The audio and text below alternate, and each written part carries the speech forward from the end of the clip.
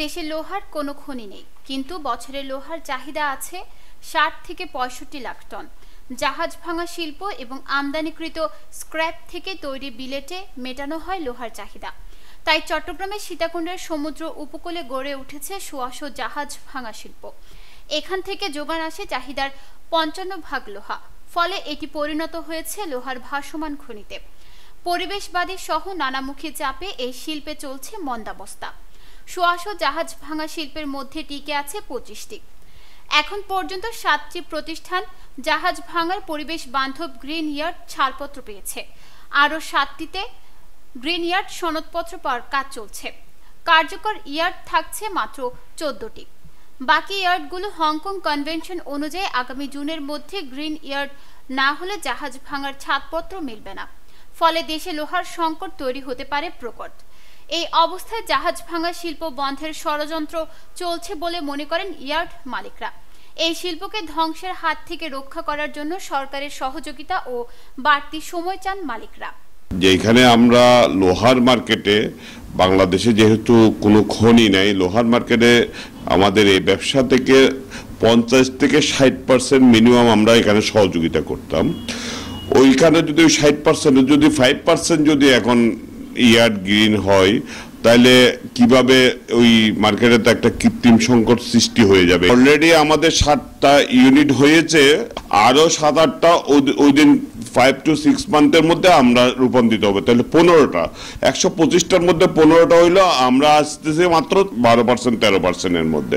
তাহলে আমাদের এই টাইমটা যদি আরেকটু বৃদ্ধি করা যায়, 1 বছর বা 2 বছর যদি আমাদের জন্য টাইমটা বৃদ্ধি করা হয়, আমি মনে করি যে এখান থেকে আমরা 50-60টা ইউনিট আমরা আমাদের পরিবেশ সম্মত চলে আসতে পারবো।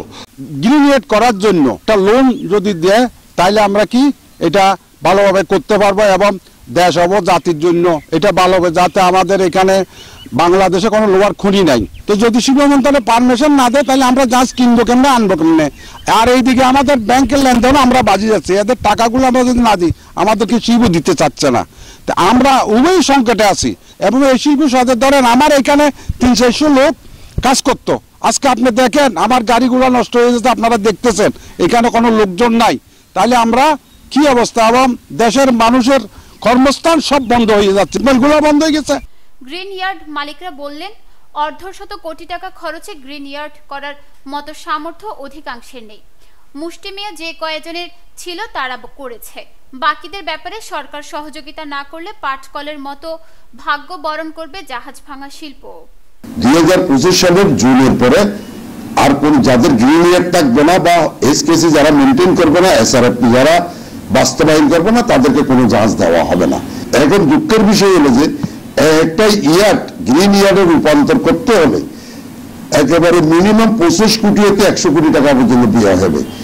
এবং তাদের পুঁজি নিয়ে টানাটানি এবং তাদের ব্যবসা বাণিজ্য ছাড়া গ্রিন ইয়ার্ড করার তো টাকা অনেকের কাছে নেই। ২-৫ জনের কাছে হয়তো থাকতে পারে, কিন্তু অধিকাংশের কাছে নাই।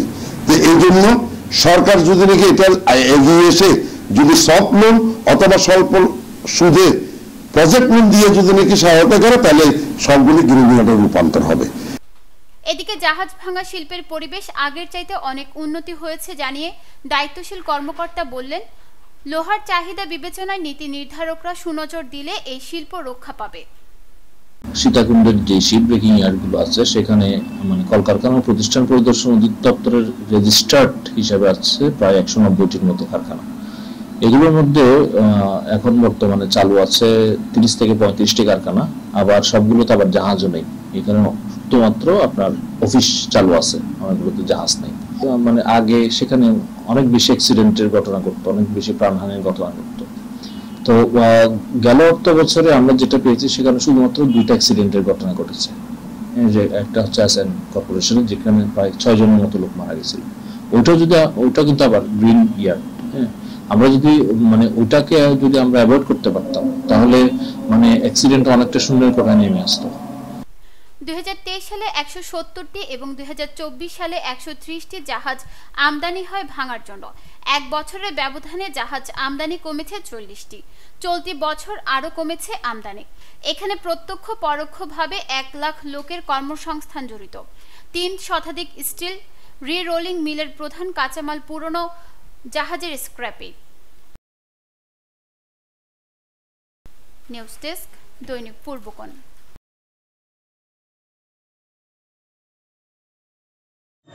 ক্রিকেটে ফর্ম সবসময় একরকম যায় না, কখনো একটা বলও কানেক্ট হয় না, আবার কখনো ব্যাট চালালেই 4 ছক্কা।